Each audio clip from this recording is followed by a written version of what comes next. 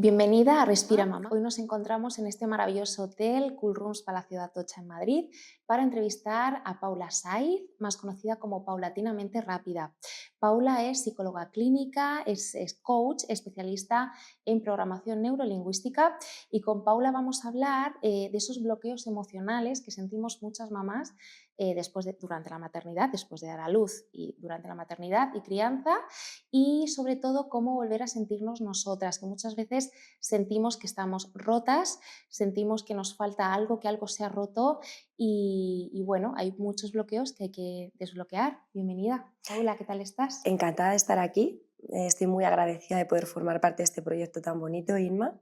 Y bueno, pues con ganas de arrancar y poder expresar una realidad que yo creo que es mucho más amplia de lo que muchas veces se puede transmitir, ¿no?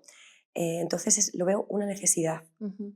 Bueno, me encanta que lo veas como una necesidad, yo también lo veo así, de hecho por eso surge Respira Project. Ujú. Creo que es súper importante dar voz a estos temas y bueno, por eso me hacía mucha ilusión tenerte aquí. Bienvenida, Paula. Gracias, Inma. Paula, ¿por qué sentimos muchas madres que estamos rotas después de la maternidad? ¿Qué nos pasa? Pues mira, Inma, yo te diría que cuando una madre expresa me siento rota, no está hablando de un problema médico, está hablando de un dolor emocional profundo. ¿No? Digamos que hay piezas que se van perdiendo de ella por focalizar toda la atención en cuidar, en sostener, en sobrevivir, ¿no? Entonces, no está rota. Lo que está probablemente es agotada, se siente invisible, en muchas ocasiones está sola, y esto en psicología lo denominamos como un fragmento, como si de repente nuestra identidad se fragmenta entre ya no soy lo que era, pero tampoco sé lo que soy. Digamos que hay un puente entre el antes y el después y genera un vacío. Entonces, la maternidad es maravillosa, es increíble y tiene cosas espectaculares, ¿no? Muy bonitas, pero también a veces puede llegar a ser devastadora, ¿no? Sobre todo cuando no encontramos una red de apoyo o cuando nos sentimos invisibles, o cuando no tenemos esos momentos para expresar la vulnerabilidad, porque nos entra la culpa, que hablaremos también de ello, ¿no? Ese sentimiento de culpa.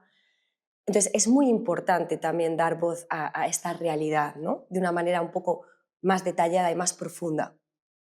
Has mencionado una frase que has dicho que muchas madres se sienten después de dar a luz: no sé lo que soy. ¿Por qué se produce esta despersonificación? Es que yo creo que lo hemos vivido el 100%, no me atrevo a decir el 100%, el 90% de las mamás. Ujú. ¿Por qué ocurre esto? Sí, al final, digamos que la identidad, en las grandes preguntas que el ser humano se plantea siempre es quién soy y qué hago aquí, ¿no? Entonces, imagínate con el añadido de cambiar un sistema, porque realmente se transforma ese sistema y realmente en esa transformación dejo atrás una parte de mí, ¿no? Y no pasa nada, pero hay que validar y hay que dedicar un tiempo a poder explorar y poder, sobre todo, permitirnos el sentir estar triste, el sentir estar agotada, el a veces sentir que no llego a todo. Creo que ese es el primer paso, te diría, para sanar, ¿no? Las heridas y para poder tener una maternidad más consciente. Ujú, ujú, totalmente, totalmente de acuerdo. Hablas de maternidad consciente. Antes de llegar a ese momento suele haber un bloqueo emocional bastante Ujú. importante. ¿Cuáles son los bloqueos emocionales más comunes que ves tú en consulta? ¿Y cuáles son bueno, ya has hablado de un primer paso, pero bueno, ¿cuál es ese camino para empezar a liberar esos bloqueos emocionales? Claro, pues mira, te diría que los tres grandes bloqueos que yo encuentro más en consulta: la culpa, muy presente, Temazo. temazo, la autoexigencia y la necesidad de control. Wow, el control, qué interesante. Sí, Mm, y de hecho todos ellos tienen el mismo origen, ¿no? Y es esa idea de lo que debería ser una madre perfecta, que no existe, no existe, claro que no no. Es existe. una autoexigencia que nos autoimponemos nosotras mismas. Totalmente, totalmente.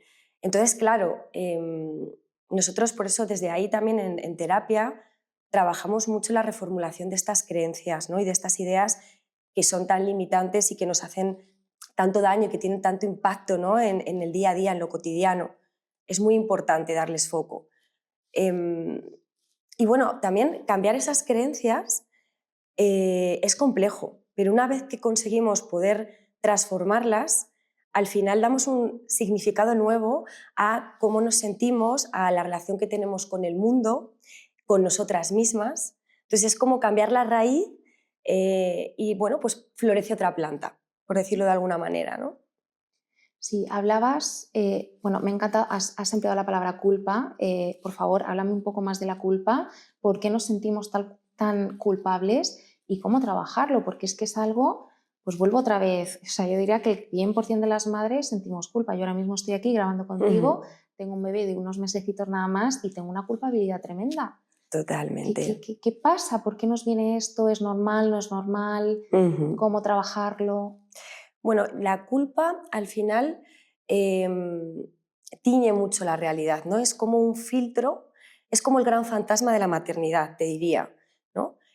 A pesar de estar haciendo todo bien, a pesar de dar el 100%, siempre hay como una vocecita que nos dice, podrías haberlo hecho Sí, es mejor. un pepito grillo constante, ¿no? Aquí yo creo en mi caso en el lado derecho. Sí, sí, sí, Entonces sí. está ahí presente, ¿no? Es como podrías haberlo hecho mejor.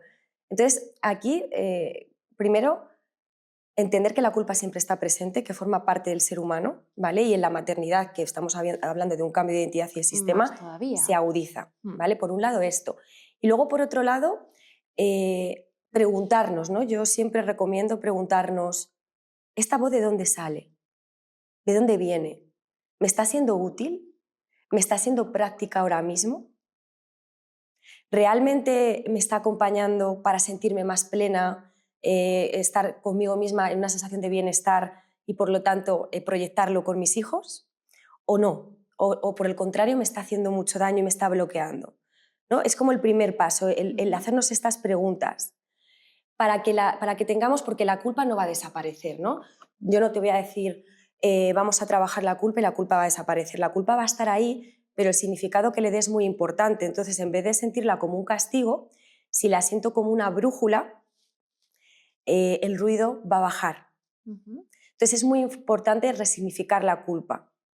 Esto obviamente lleva un proceso también.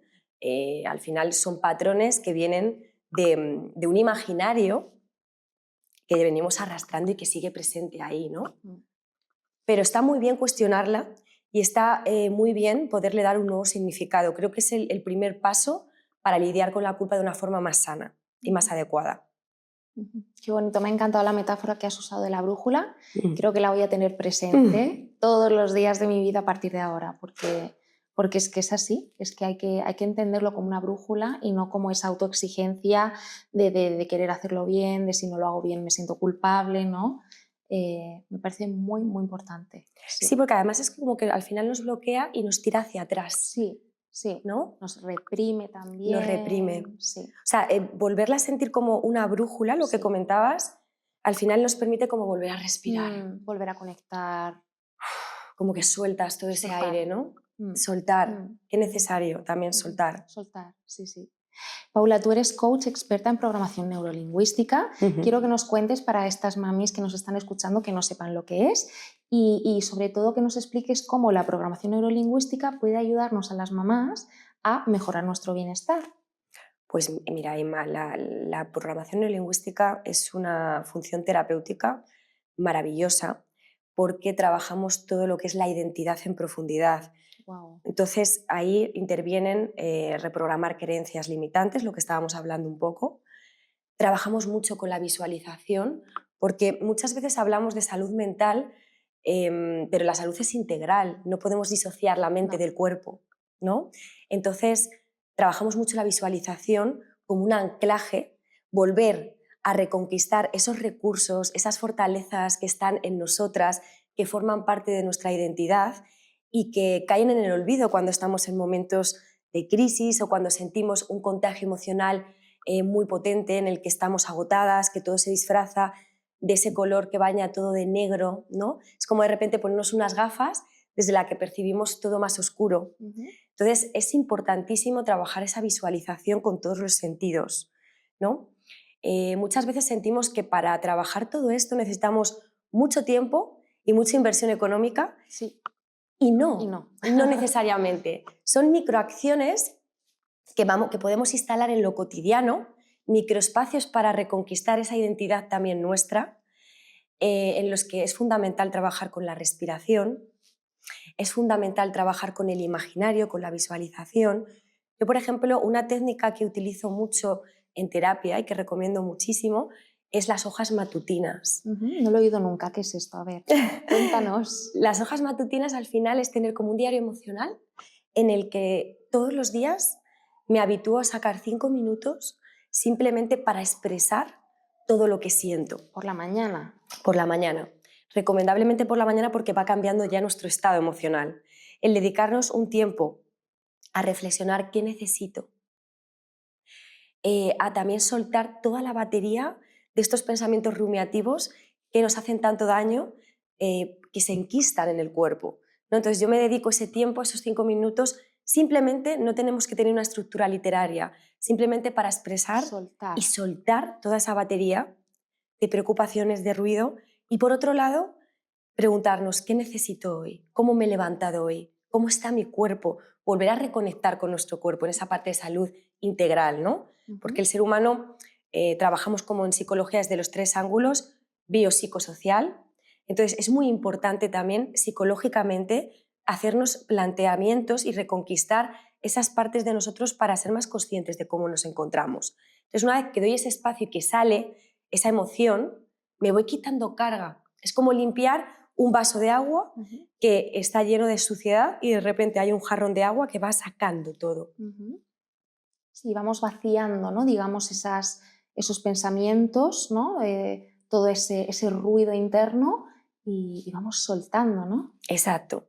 Y luego, por otro lado, también reencuadrar, ¿no? Lo que estábamos hablando antes de la culpa, ¿qué intención positiva tiene la culpa? ¿No?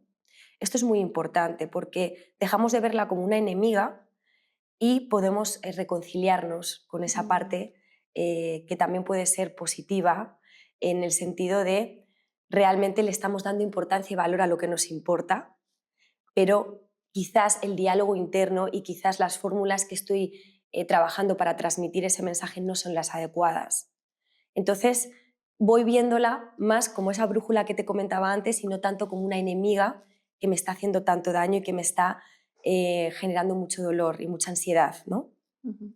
Hablabas, Paula, también antes de las creencias limitantes. Sí. ¿Qué son las creencias limitantes? ¿De dónde vienen y cómo impactan nuestro bienestar? Wow, esto también es un tejido muy Temazo, importante. esto, abrimos melón. Temazo, abrimos melón. Bueno, las creencias limitantes em, son el filtro por el cual teñimos nuestra realidad. Estas creencias yo me encuentro en consulta, por ejemplo, te voy a decir algunas que me vienen ahora Sí, mismo. casos concretos para entender mejor el concepto. Sí, pues, por ejemplo, si me cuido, soy mala madre. Se repite Esas mucho. son frases que nos decimos nosotras mismas, ¿no? Este Exacto, pepito grillo del que hablábamos. exacto. Si me siento agotada, soy débil como madre. Esto también es ese Mm, pepito grillo que está muy ujú. presente. Esa idea de Sí, que somos superwoman, ¿no? exacto, Mm, justo, eso es. Si critico en algún momento la maternidad en el sentido de, bueno, pues no llego a todo, me permito expresar que no soy superwoman, que no soy esa madre idealizada, ese concepto que tenemos, ¿no? De madre idealizada, y siento culpa, ahí también hay una parte de creencia limitante muy potente, muy potente. Entonces, claro, estas creencias nos hacen sentir en lucha. lucha constante. Lucha contra nuestro cuerpo, lucha contra nuestra necesidad de descanso, lucha contra nuestros deseos, tienen mucho impacto. ¿Cómo forjamos estas creencias? ¿Nos vienen de generaciones anteriores? ¿Las aprendemos en casa? ¿Es genético? ¿Cómo funciona esto? Totalmente, Inma. Las creencias limitantes al final, en cuanto a la maternidad, tenemos que ser conscientes que venimos de un imaginario en el cual una madre estaba asociada a dejarse para lo último. También asociábamos mucho ese amor de madre en el cual se olvidaba de ella misma y daba prioridad a todo, y eso lo entendíamos como amor y como una maternidad adecuada. Claro, el sacrificio, ¿no?, de nuestras madres, abuelas, bisabuelas, ¿no? El Exacto. amor por la familia, por los cuidados, ¿no? Eso es, eso es. Entonces, hay un gran impacto y genera mucha culpa confrontar esas creencias y ese gran imaginario que tenemos de una forma además hereditaria, que lo hemos heredado. Están cambiando muchas cosas, pero nos queda mucho recorrido por hacer. Y aparte también nuestro sistema está cambiando, ¿no? Antiguamente la maternidad era asociada a el tiempo totalmente dedicado al 100% a ello, y no teníamos que compaginarlo con un puesto laboral, algo que también ha habido una transformación ahí, ¿no? Y todo esto hace mucho ruido, y como genera esa culpa por ese imaginario, nos cuesta poder verbalizarlo, poder expresarlo. Por eso el primer paso, yo creo que para poder sanar todo esto, es darnos permiso para poder validarlo y expresarlo. Y a partir de ahí poder trabajar en esos pensamientos, esas voces internas que llamamos creencias, de dónde vienen. Muchas veces vienen de la afuera, muchas veces vienen de ese sistema educacional donde nos hemos movido. eh, y ese encuadre, ¿no? Es el primer paso. Yo siento que es lo más importante para empezar a transformarlas. Ujú. Y Paula, hablábamos antes de esas tensiones emocionales, de esos bloqueos emocionales. Claro, al final cuando tenemos una tensión muscular, por ejemplo, tenemos tensión en ¿Sí? general, vamos al gimnasio, nos viene súper bien y relajamos el cuerpo, ¿no? Pero cuando hay una tensión emocional, ¿hay algunas prácticas en concreto que podrías recomendarnos Ujú. para que trabajemos en casa, por ejemplo? Mira, para la tensión emocional, sobre todo es dar un nuevo resignificado a la rutina diaria. Es decir, no es tanto lo que hacemos, sino el valor y el simbolismo que le damos. Por eso es muy importante dedicarnos pequeños tiempos en nuestro día a día, en lo cotidiano, en, por ejemplo, conectar con la respiración. Mm, Hoy en día está muy de moda todo lo que tiene que ver con actividades de atención plena, mm. mindfulness, Mindfulness. yoga, meditación. ¿Por qué? Porque al final baja el ruido, nos saca de esos pensamientos rumiativos y nos conecta con nuestro cuerpo y con nuestras necesidades. Entonces, es tan sencillo como dedicar 10 minutos al día a conectar con una respiración profunda, con una respiración diafragmática, para volver a conectar con nuestro cuerpo, unido a esas hojas matutinas que hablábamos antes, Ujú. ¿no? Conectar con qué siento, qué necesito, cómo estoy, también soltar y expresar toda esa batería de esos pensamientos que hacen ruido. Y por otro lado también, algo tan sencillo, fíjate, como ponernos una canción, un, un tema que nos conecte con esa parte de identidad que ya está un poco más dormida, que nos levante, porque también sabemos que la música, igual que todos los ejercicios de visualización y demás, nos trasladan rápidamente Mm. en un espacio temporal muy rápido y muy ágil, y nos hacen cambiar nuestro estado emocional. Entonces, de repente, vuelven a conectar con esas partes de nosotras que están más dormidas, ¿no? Esto unido a también no romper esa idea de que si me priorizo y si me cuido, y esto significa pequeños espacios para salir de la maternidad también de vez en cuando, para poder leer un libro, ¿no? Que no requieren demasiado tiempo, simplemente es una reestructura en lo cotidiano de mi día a día, nos vuelven a conectar con esa parte de identidad tan importante, ¿no? A veces el darnos prioridad y sentir ese autocuidado hacia nosotras también nos hace sentirnos más plenas y trasladarlo a nuestros hijos.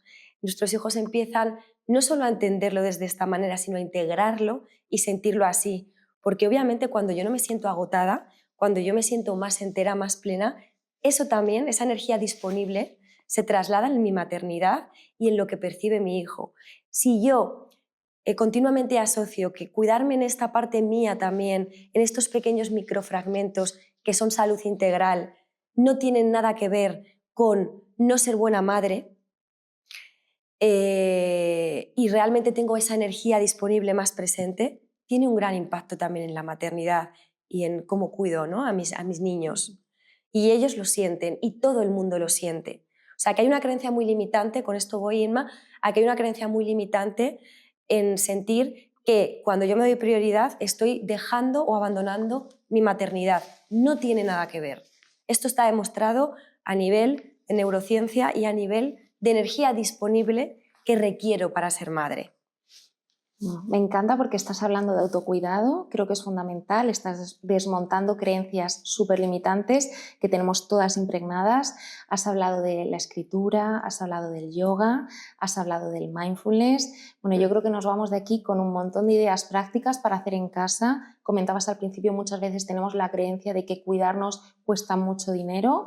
Se puede empezar por pequeños pasos en casa y nos quedamos con todos los consejos que nos has dado. Paula, muchísimas gracias. Ay, me encantada de poder estar aquí y aportar mi granito de arena. Pues un placer y bueno, espero verte pronto otra vez en el podcast hablando de muchos temas muy interesantes. Fenomenal, fenomenal, Inma. Gracias a ti. Paula, pues muchísimas gracias. Nos vemos pronto en un nuevo episodio de Respira.